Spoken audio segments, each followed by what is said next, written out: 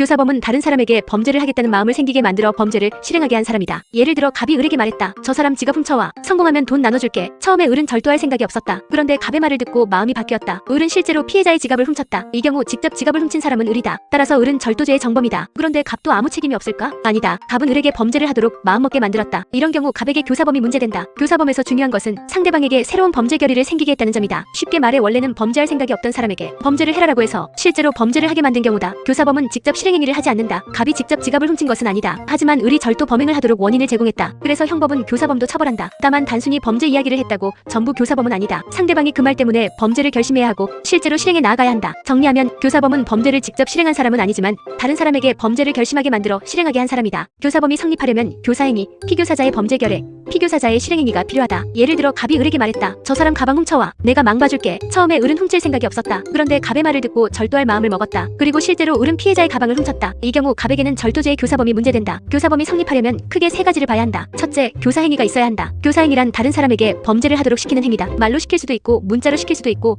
돈을 주겠다고 약속하면서 시킬 수도 있다. 둘째, 상대방에게 범죄 결의가 생겨야 한다. 이게 교사범의 핵심이다. 원래 범죄할 생각이 없던 사람이 교사자의 말이나 행동 때문에 그래 범죄를 해야겠다라고 마음먹어야 한다. 셋째, 피교사자가 실제로 실행행위에 나아가야 한다. 갑이 아무리 열심히 범죄를 시켜도 을이 끝까지 실행하지 않았다면 일반적인 교사범은 성립하기 어렵다. 왜냐하면 교사범은 정범의 범죄 실행에 종속해서 성립하는 공범이기 때문이다. 정리하면 교사범 문제에서는 순서대로 보면 된다. 먼저 갑이 을에게 범죄를 시켰는지, 그 말 때문에 을이 범죄를 결심했는지, 마지막으로 을이 실제 범죄 실행에 나아갔는지를 확인하면 된다. 범죄결의 유발은 원래 범죄할 생각이 없던 사람에게 범죄를 하겠다는 마음을 생기게 하는 것이다. 예를 들어 을은 친구 지갑을 훔칠 생각이 전혀 없었다. 그런데 갑이 을에게 말했다. 저 친구 지갑 훔쳐. 돈은 반반 나누자. 을은 처음에는 망설였다. 하지만 갑의 말을 듣고 결국 지갑을 훔치기로 마음먹었다. 그리고 실제로 을은 지갑을 훔쳤다. 이 경우 갑은 을에게 절도 범죄의 결의를 생기게 한 것이다. 교사범에서 가장 중요한 부분이 바로 이거다. 교사자는 단순히 범죄 이야기를 한 사람이 아니다. 상대방에게 범죄를 하겠다는 마음을 만들어낸 사람이다. 그래서 상대방이 원래부터 범죄를 하려고 마음먹고 있었다면 그 사람에게 다시 해라라고 말한 것만으로는 교사범이 되기 어렵다. 왜냐하면 이미 범죄 결의가 있었기 때문이다. 예를 들어 을이 이미 지갑을 훔치기로 마음먹고 있었는데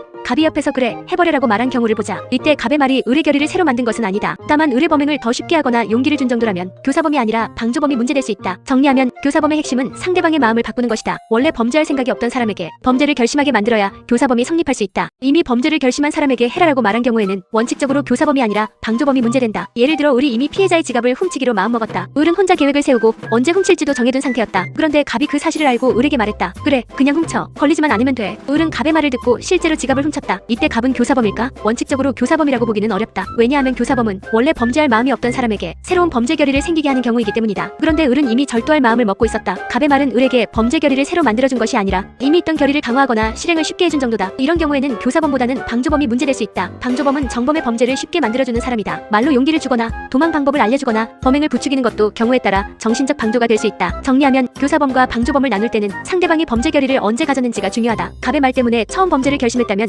교사범, 이미 결심한 사람을 부추긴 정도라면 방조범을 검토해야 한다. 교사행위는 말, 문자, 돈 약속, 부탁, 협박처럼 상대방이 범죄를 결심하게 만드는 여러 방식으로 가능하다. 예를 들어 갑이 을에게 말했다. 저 사람 휴대폰 훔쳐오면 10만원 줄게. 을은 원래 훔칠 생각이 없었다. 그런데 갑의 말을 듣고 휴대폰을 훔치기로 마음먹었다. 이 경우 갑의 말은 단순한 농담이 아니라 을에게 절도 범행을 결심하게 만든 교사행위가 될 수 있다. 교사행위는 반드시 범죄를 해라라고 직접 말해야만 인정되는 것은 아니다. 문자로 지시할 수도 있고 돈을 주겠다고 약속할 수도 있고 부탁하는 방식으로 할 수도 있다. 예를 들어 저 사람 좀 혼내줘. 저 물건 몰래 가져와. 증거만 없애주면 돈 줄게. 이런 말도 구체적 상황에 따라 교사행위가 될 수 있다.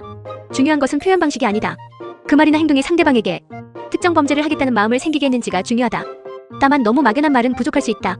예를 들어 나 저 사람 진짜 싫다라고 말한 것만으로 상대방이 알아서 범죄를 했다면 그 말을 바로 교사행위라고 보기는 어렵다. 정리하면 교사행위는 형식보다 실질이 중요하다. 말이든 문자든 돈 약속이든 상대방에게 구체적인 범죄 결의를 만들었다면 교사행위가 문제될 수 있다. 교사범이 되려면 상대방에게 범죄를 결심하게 한다는 고의와 그 범죄가 실행된다는 고의가 있어야 한다. 예를 들어 갑이 을에게 말했다. 저 사람 지갑 훔쳐와. 돈은 나눠 갖자. 갑은 을이 원래 절도할 생각이 없다는 것을 알고 있었다. 그리고 자기 말 때문에 을이 절도할 마음을 먹을 수 있다는 것도 알고 있었다. 실제로 을은 갑의 말을 듣고 지갑을 훔쳤다. 이 경우 갑에게는 절도교사의 고의가 인정될 수 있다. 교사범은 단순히 말을 했다는 이유만으로 성립하지 않는다. 갑에게 내가 을에게 범죄를 하도록 만들고 있다는 인식이 있어야 한다. 그리고 을이 실제로 범죄를 실행할 수 있다는 점도 인식해야 한다. 예를 들어 갑이 농담처럼 야 저거 훔쳐와라 라고 말했는데 정말로 을이 훔칠 것이라고 전혀 전혀 생각하지 못한 경우라면 교사범의 고의가 문제될 수 있다. 반대로 갑이 장난처럼 말한 척했지만 실제로는 의리 범죄를 하도록 유도하려는 의도였다면 교사범의 고의가 인정될 수 있다. 또 교사범의 고의는 구체적인 범죄를 향해야 한다. 그냥 나쁜 짓 좀 해라 같은 막연한 말은 부족할 수 있다. 어떤 사람에게 어떤 범죄를 어느 정도로 하게 하려는지 기본적인 내용이 특정되어야 한다. 정리하면 교사범은 상대방의 범죄 결의를 만들어내려는 고의가 있어야 한다. 즉 내 말 때문에 저 사람이 범죄를 결심하고 실행할 수 있다는 인식이 핵심이다. 교사범이 성립하려면 교사를 받은 사람이 실제로 범죄 실행에 나아가야 한다. 예를 들어 갑이 을에게 말했다. 저 사람 지갑을 훔쳐와. 을은 처음에는 절도할 생각이 없었다. 그런데 갑의 말을 듣고 절도할 마음을 먹었다. 그리고 실제로 피해자에게 다가가 지갑을 꺼내려고 손을 뻗었다. 이 경우 을은 절도죄의 실행에 착수한 것이다. 따라서 갑에게도 절도교사가 문제될 수 있다. 교사범은 정범의 범죄에 기대어 성립하는 공범이다. 즉 교사자가 아무리 범죄를 시켰더라도 피교사자가 아무 행동도 하지 않으면 보통의 교사범은 성립하기 어렵다. 예를 들어 갑이 을에게 저 사람 지갑 훔쳐라고 했는데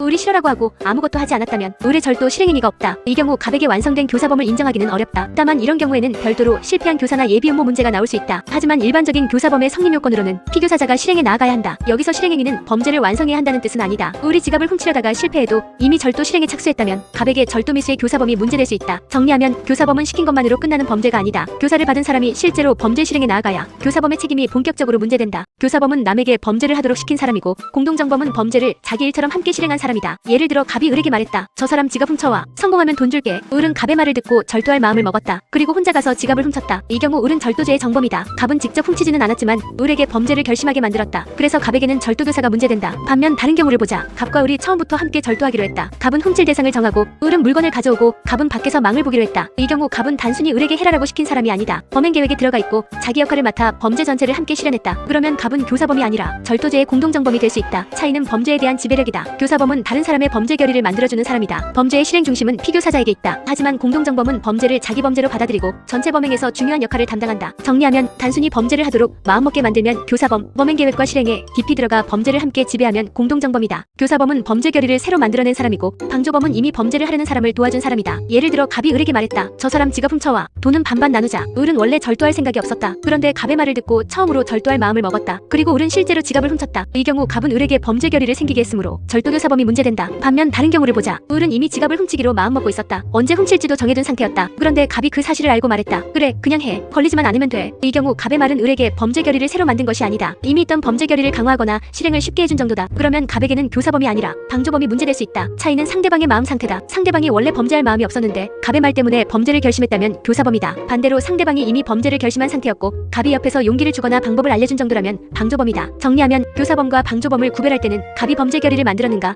아니면 이미 있는 결의를 도와줬는가를 보면 된다. 실패한 교사는 범죄를 시켰지만 상대방이 범죄를 결심하지 않거나 실행에 나아가지 않은 경우다. 예를 들어 갑이 을에게 말했다. 저 사람 지갑 훔쳐와. 돈은 내가 나눠줄게. 그런데 을은 갑의 말을 듣고도 싫어. 그런 짓 안 해. 라고 했다. 을은 절도할 마음을 먹지 않았고 실제로 아무 실행도 하지 않았다. 이 경우 갑에게 절도교사범이 성립할까? 일반적인 교사범은 성립하기 어렵다. 왜냐하면 교사범이 되려면 교사행위가 있고 상대방에게 범죄 결의가 생기고 그 사람이 실행행위에 나아가야 하기 때문이다. 그런데 이 사례에서는 을이 범죄를 결심하지도 않았고 실행에 나아가지도 않았다. 이처럼 교사자가 범죄를 시도했지만 상대방이 움직이지 않은 경우를 실패한 교사라고 볼 수 있다. 다만 여기서 바로 무조건 아무 처벌도 없다고 단정하면 안 된다. 범죄 종류에 따라 예비음모가 따로 처벌되는 경우가 있고 특정한 범죄에서는 교사 시도 자체가 별도로 문제될 수 있다. 하지만 기본 구조만 보면 피교사자가 범죄 실행에 나아가지 않으면 완성된 교사범은 성립하기 어렵다. 정리하면 교사범은 단순히 시켰다만으로 끝나는 게 아니다. 상대방이 그 말 때문에 범죄를 결심하고 실제로 실행에 나아가야 교사범 책임이 본격적으로 성립한다. 효과 없는 교사는 상대방이 이미 범죄를 결심하고 있어서 교사자의 말이 범죄 결의를 새로 만들지 못한 경우다. 예를 들어 을은 이미 피해자의 지갑을 훔치기로 마음먹고 있었다. 을은 범행 장소도 정했고 언제 훔칠지도 정해둔 상태였다. 그런데 갑이 그 사실을 모르고 을에게 말했다. 저 사람 지갑 훔쳐와. 돈은 나눠 갖자. 을은 갑의 말을 듣기 전부터 이미 절도할 마음이 있었다. 그리고 실제로 지갑을 훔쳤다. 이때 갑은 교사범일까? 원칙적으로 교사범이라고 보기는 어렵다. 교사범은 상대방에게 새로운 범죄 결의를 생기게 해야 한다. 그런데 을은 갑의 말을 듣기 전부터 이미 절도할 마음을 가지고 있었다. 그러면 갑의 말은 을의 범죄 결의를 새로 만든 것이 아니다. 즉 교사행위가 실제로 효과를 낸 것이 아니다. 이런 경우를 효과 없는 교사라고 볼 수 있다. 다만 갑의 말이 아무 의미 없는 것은 아닐 수 있다. 갑의 말이 을에게 용기를 주거나 범행 실행을 더 쉽게 만들었다면 교사범은 아니더라도 방조범이 문제될 수 있다. 정리하면 교사범이 되려면 교사자의 말 때문에 상대방이 범죄를 결심해야 한다. 상대방이 이미 범죄를 마음먹고 있었다면 교사범이 아니라 방조범 쪽으로 검토해야 한다. 교사의 착오는 교사자가 생각한 범죄와 실제 피교사자가 실행한 범죄가 어긋나는 경우다. 예를 들어 갑이 을에게 말했다. 병의 지갑을 훔쳐와. 갑은 을이 병의 지갑을 훔칠 것이라고 생각했다. 그런데 을은 현장에 가서 병의 지갑이 아니라 정의 지갑을 훔쳤다. 이 경우 갑에게 어떤 책임을 물을 수 있을까? 여기서 교사의 착오가 문제된다. 교사범은 다른 사람에게 특정 범죄를 결심하게 만들어 실행하게 한 사람이다. 그래서 교사자가 생각한 범죄와 피교사자가 실제 실행한 범죄가 어느 정도 같은 범위 안에 있는지가 중요하다. 만약 갑이 지갑을 훔쳐라라고 시켰고 을이 실제로 다른 사람의 지갑을 훔친 정도라면 기본적으로 절도라는 범죄 유형은 같다. 이런 경우에는 구체적인 피해자가 달라도 절도교사의 책임이 문제될 수 있다. 반면 갑은 단순 절도만 시켰는데 을이 갑자기 피해자를 때리고 돈을 빼앗았다면 이야기가 달라진다. 이 경우 을은 강도죄를 저지른 것이다. 강도는 절도보다 훨씬 무거운 범죄이고 폭행 협박이라는 새로운 요소가 들어간다. 그러면 갑에게 강도교사까지 인정할 수 있는지 아니면 절도교사의 범위에 그치는지 따져야 한다. 정리하면 교사의 착오에서는 교사한 범죄와 실제 실행된 범죄가 얼마나 일치하는지를 본다. 같은 범죄의 범위 안에서 조금 어긋난 것인지 아니면 전혀 다른 범죄로 넘어간 것인지가 핵심이다. 교사범의 초과행위는 피교사자가 교사자가 시킨 범위를 넘어 더 무거운 범죄를 저지른 경우다. 예를 들어 갑이 을에게 말했다. 저 사람 지갑만 몰래 훔쳐와. 갑이 시킨 것은 단순 절도였다. 그런데 을은 현장에 갔다가 피해자에게 들켰다. 그러자 을은 피해자를 때리고 지갑을 빼앗았다. 이 경우 을은 단순 절도가 아니라 강도죄가 문제될 수 있다. 그렇다면 갑에게도 강도교사의 책임을 물을 수 있을까? 바로 여기서 초과행위가 문제된다. 교사범은 원칙적으로 자신이 교사한 범죄의 범위 안에서 책임진다. 갑이 절도를 시켰다면 갑의 책임은 기본적으로 절도교사 쪽에서 출발한다. 그런데 피교사자인 을이 갑이 시킨 범위를 넘어 폭행이나 협박까지 사용해 강도를 저질렀다면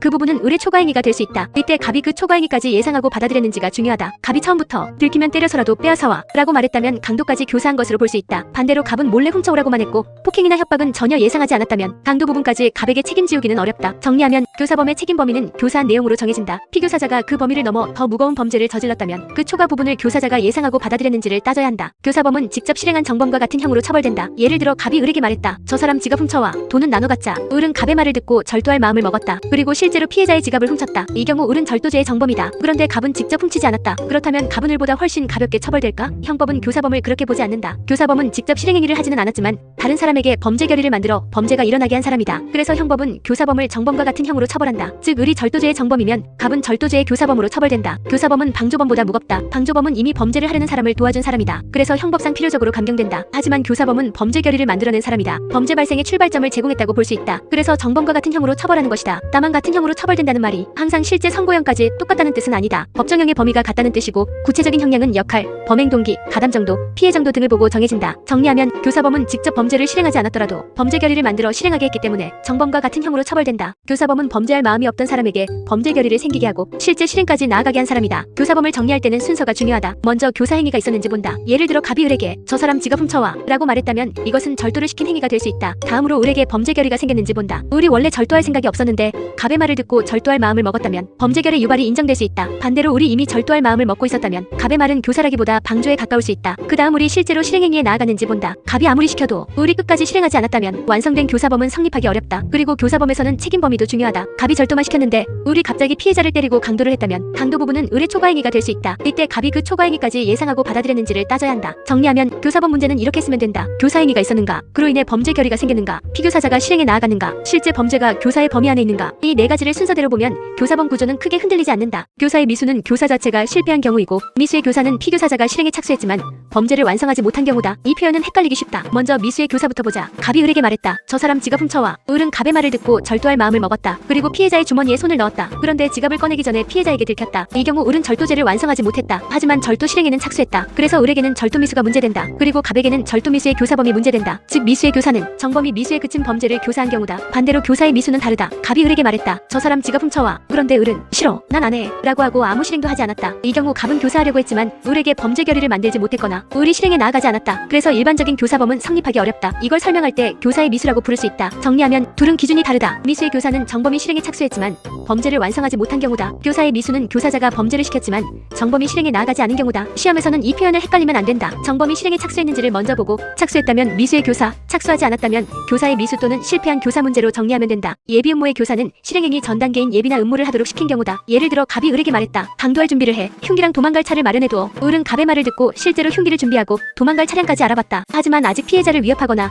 돈을 빼앗으러 가는 단계까지는 나아가지 않았다. 이 경우 을은 강도 실행에 착수한 것은 아니다. 아직 범죄의 실행행위 전 단계에 있다. 이런 단계가 바로 예비 또는 음모다. 예비는 범죄 실행을 위해 준비하는 행위다. 예를 들어 도구를 마련하거나 장소를 답사하거나 도망 수단을 준비하는 경우다. 음모는 여러 사람이 범죄를 하기로 모의하는 것이다. 쉽게 말해 범행 계획을 함께 짜는 단계다. 그렇다면 예비나 음모를 하도록 시킨 사람은 어떻게 될까? 여기서 예비 음모의 교사가 문제된다. 다만 모든 범죄의 예비 음모가 처벌되는 것은 아니다. 형법은 원칙적으로 실행에 착수해야 미수나 기수가 문제된다. 예비 음모는 특별히 처벌 규정이 있는 경우에만 처벌된다. 예를 들어 내란죄, 외환죄, 방화죄, 살인죄, 강도죄 등 일부 중대한 범죄에서는 예비음모 처벌 규정이 문제될 수 있다. 정리하면 예비음모의 교사는 범죄 실행 자체를 시킨 것이 아니라 그 전 단계의 준비나 모의를 하도록 시킨 경우다. 그래서 답안에서는 먼저 그 범죄의 예비음모가 처벌되는지부터 확인해야 한다. 간접교사는 교사자가 직접 정범을 시킨 것이 아니라 다른 사람을 통해 정범에게 범죄 결의를 생기게 한 경우다. 예를 들어 갑이 을에게 말했다. 병에게 가서 정의 지갑을 훔치라고 시켜. 을은 갑의 말을 듣고 병에게 갔다. 그리고 병에게 말했다. 정의 지갑을 훔쳐와. 성공하면 돈을 줄게. 병은 원래 절도할 생각이 없었다. 그런데 을의 말을 듣고 절도할 마음을 먹었다. 그리고 실제로 정의 지갑을 훔쳤다. 이 경우 직접 병에게 절도를 시킨 사람은 을이다. 하지만 을에게 병을 시키라고 한 사람은 갑이다. 이런 구조에서 갑에게 간접교사가 문제될 수 있다. 간접교사는 쉽게 말해 범죄를 시키는 사람을 다시 시키는 경우다. 갑이 병에게 직접 말한 것은 아니지만 을을 통해 병에게 범죄 결의를 생기게 만들었다면 갑도 교사 책임에서 완전히 빠지기 어렵다. 다만 여기서도 핵심은 같다. 최종적으로 병에게 범죄 결의가 생겼는지 그 결의가 갑의 지시와 연결되는지 그리고 병이 실제 실행에 나아가는지를 봐야 한다. 정리하면 교사범은 반드시 정범에게 직접 말해야만 성립하는 것은 아니다. 다른 사람을 중간에 세워 범죄 결의를 만들게 한 경우에도 간접교사가 문제될 수 있다. 편면적 교사는 교사자가 범죄를 시킨다는 의사를 가지고 있지만 상대방이 그 영향을 제대로 인식하지 못한 경우를 말한다. 예를 들어 갑이 을에게 직접 말한다. 저 사람 지갑 훔쳐와. 을은 갑의 말을 듣고 절도할 마음을 먹었다. 그리고 실제로 지갑을 훔쳤다. 이 경우는 일반적인 교사범이다. 을이 갑의 말을 듣고 범죄 결의를 가졌기 때문이다. 그런데 다른 경우를 보자. 갑이 을이 들을 수 있도록 일부러 큰 소리로 말했다. 저 사람 지갑은 지금 가방 앞주머니에 있네. 누가 가져가도 모르겠다. 갑은 을이 그 말을 듣고 지갑을 훔치기를 바랐다. 을은 그 말을 듣고 실제로 지갑을 훔쳤다. 이때 갑이 직접 훔쳐라라고 말한 것은 아니다. 하지만 갑의 말이 을에게 범죄 결의를 일으키려는 것이었고 실제로 을이 그 영향을 받아 범죄를 결심했다면 교사범이 문제될 수 있다. 다만 편면적 교사는 조심해서 봐야 한다. 교사범은 상대방에게 범죄 결의를 생기게 해야 한다. 그래서 단순히 분위기를 만들었다거나 혼자 속으로 범죄를 유도하고 싶었다는 정도만으로는 부족하다. 상대방이 그 말이나 행동에 영향을 받아 범죄를 결심했다는 연결이 필요하다. 정리하면 편면적 교사는 직접적인 지시가 없더라도 교사자의 행위가 상대방의 범죄 결의로 이어졌는지를 보는 문제다. 핵심은 표현 방식이 아니라 실제로 범죄 결의를 유발했는지다. 교사범은 정범의 범죄 실행에 종속해서 성립하는 공범이다. 예를 들어 갑이 을에게 말했다. 저 사람 지갑을 훔쳐와. 을은 갑의 말을 듣고 실제로 병의 지갑을 훔쳤다. 이 경우 을은 절도죄의 정범이다. 갑은 을에게 범죄 결의를 일으켰으므로 교사범이 문제된다. 그런데 만약 을이 아무 행동도 하지 않았다면 어떨까? 이 경우 갑에게 교사범이 성립할 수 있는지가 문제된다. 여기서 나오는 개념이 공범의 종속성이다. 공범은 정범의 범죄에 기대어 성립한다. 즉 정범이 어느 정도 범죄를 실행해야 교사범이나 방조범 같은 공범도 성립할 수 있다. 종속성에 관해서는 여러 학설이 있다. 첫째, 최소 종속 형식이다. 정범의 행위가 구성 요건에 해당하기만 하면 공범이 성립할 수 있다고 본다. 둘째, 제한 종속 형식이다. 정범의 행위가 구성 요건에 해당하고 위법해야 공범이 성립할 수 있다고 본다. 셋째, 극단 종속 형식이다. 정범에게 구성 요건 해당성, 위법성, 책임까지 모두 있어야 공범이 성립할 수 있다고 본다. 우리 형법 해석에서는 일반적으로 제한 종속 형식이 중요하게 설명된다. 즉, 정범의 행위가 구성 요건에 해당하고 위법하면 정범에게 책임이 없더라도 공범 성립이 가능하다고 본다. 다만 정범이 아예 실행에 착수하지 않은 경우에는 교사범 성립이 제한된다. 정리하면 교사범은 정범의 실행 행위에 종속한다. 시험에서는 공범 종속성 학설을 간단히 쓰고 기본적으로 제한 종속 형식을 중심으로 정리하면 된다. 교사의 착오는 교사자가 시킨 범죄와 정범이 실제 저지른 범죄가 어긋난 경우 문제된다. 예를 들어 갑이 을에게 말했다. 병의 지갑을 훔쳐와. 그런데 을은 병의 지갑이 아니라 병을 때려 돈을 빼앗았다. 갑은 절도를 시켰는데 을은 강도를 저지른 것이다. 이 경우 갑에게 어디까지 책임을 물을 수 있을까? 이게 바로 교사의 착오 문제다. 교사의 착오는 크게 두 가지로 나누어 볼 수 있다. 첫째, 정범이 교사자가 시킨 범죄보다 가벼운 범죄를 저지른 경우다. 예를 들어 갑은 강도를 시켰는데 을이 절도만 한 경우다. 이때 갑에게는 적어도 실제 실행된 절도 범위에서 교사범 책임이 문제될 수 있다. 둘째, 정범이 교사자가 시킨 범죄보다 무거운 범죄를 저지른 경우다. 예를 들어 갑은 절도를 시켰는데 을이 피해자를 때려 강도를 한 경우다. 이 경우 갑에게 강도교사의 책임까지 인정하려면 갑에게 강도에 대한 고의가 있어야 한다. 갑이 절도만 시켰고 폭행 협박까지 예상하거나 의혹하지 않았다면 을의 초과행위인 강도 전체에 대해 갑에게 책임을 묻기는 어렵다. 학설상으로는 착오가 본질적인지 비본질적인지 나누어 설명한다. 교사자가 인식한 범죄와 실행된 범죄가 본질적으로 같으면 그 범위에서 교사범 성립을 인정할 수 있다. 하지만 실행된 범죄가 전혀 다른 방향으로 나아갔다면 교사자의 고의가 미치지 않는 부분은 책임을 제한해야 한다. 정리하면 교사의 착오에서는 교사한 범죄와 실제 실행된 범죄가 얼마나 같은지 그리고 교사자의 고의가 어디까지 미쳤는지가 핵심이다. 교사범과 간접정범은 상대방을 범죄의 주체로 보는지 도구로 보는지에 따라 구별된다. 예를 들어 갑이 을에게 말했다. 병의 지갑을 훔쳐와. 을은 그 말의 의미를 알고 스스로 판단해서 병의 지갑을 훔쳤다. 이 경우 을은 범죄의 의미를 알고 자기 의사로 실행했다. 그러면 갑은 을을 이용한 간접정범이 아니라 을에게 범죄 결의를 일으킨 교사범이 된다. 반대로 이런 경우를 보자. 갑이 어린아이 을에게 말했다. 저 가방은 내 거니까 가져와. 을은 그 말을 믿고 병의 가방을 가져왔다. 을은 자신이 남의 물건을 훔치는 것인지 제대로 알지 못했다. 이 경우 갑은 을을 범죄의 주체로 만든 것이 아니라 착오에 빠진 사람을 도구처럼 이용한 것이다. 그러면 갑에게는 간접정범이 문제된다. 교사범과 간접정범의 차이는 여기서 나온다. 교사범은 정범이 자기 책임 아래 범죄를 실행한다. 즉, 피교사자는 범죄의 의미를 알고 자기 의사로 실행하는 사람이다. 반면 간접정범은 이용자가 배후에서 범죄를 지배한다. 직접 행동한 사람은 착오에 빠져 있거나 책임 능력이 없거나 강요를 받아 자유롭게 판단하지 못하는 경우가 많다. 학설상으로는 행위 지배설이 중요하다. 간접정범에서는 배우자가 직접 실행자는 아니지만 도구를 통해 범죄를 실현함으로 의사 지배가 인정된다. 반면 교사범에서는 피교사자가 독자적인 의사와 책임으로 범행함으로 교사자는 정범이 아니라 공범으로 평가된다. 판례도 구체적 사안에서 실행자가 범죄의 의미를 알고 자유롭게 결정했는지 아니면 배우자의 의사에 지배되어 도구처럼 이용되었는지를 본다. 정리하면 교사범과 간접정범은 시켰다는 점에서는 비슷하다. 하지만 상대방이 자기 책임으로 범죄를 실행했다면 교사범 교사범, 상대방이 도구처럼 이용되었다면 간접 정범으로 정리하면 된다. 교사범은 범죄 결의를 일으키고 정범이 그 결의에 따라 실행에 나아가야 성립한다. 교사범에서 가장 먼저 볼 것은 범죄 결의 유발이다. 예를 들어 을이 아직 범죄를 할 생각이 없었다. 그런데 갑이 을에게 계속 설득하고 지시해서 을이 결국 병의 돈을 훔치기로 마음먹었다. 이 경우 갑은 을에게 범죄 결의를 일으켰다. 따라서 갑에게 교사범이 문제된다. 반대로 을이 이미 범죄를 하기로 마음먹고 있었다면 다르다. 갑이 그 옆에서 그래 해버려라고 말했더라도 새로운 범죄 결의를 일으킨 것은 아니다. 이 경우 교사범이 아니라 방조범이 문제될 수 있다. 교사범에서 두 번째로 중요한 것은 정범의 실행이다. 교사자가 아무리 범죄를 시켰더라도 정범이 실행에 나아가지 않으면 원칙적으로 교사범 기수는 성립하기 어렵다. 공범은 정범의 범죄에 종속하기 때문이다. 세 번째는 교사자의 고의다. 교사자는 자신이 상대방에게 범죄 결의를 일으킨다는 점과 상대방이 그 범죄를 실행한다는 점을 인식해야 한다. 만약 갑은 절도만 시켰는데 을이 강도까지 저질렀다면 을의 초과 행위에 대해 갑의 고의가 미쳤는지 따로 봐야 한다. 판례상으로도 교사범은 단순한 조언이나 의견 제시와 구별된다. 상대방의 범죄 결의를 실질적으로 유발하거나 강화했는지 그 말이나 행동이 범죄 실행으로 이어졌는지를 구체적으로 판단한다. 정리하면 교사범 판례는 세 가지로 잡으면 된다. 범죄 결의 유발, 정범의 실행행위, 교사자의 고의 범위. 이 세 가지를 기준으로 교사범인지 방조범인지 책임이 어디까지인지 정리하면 된다.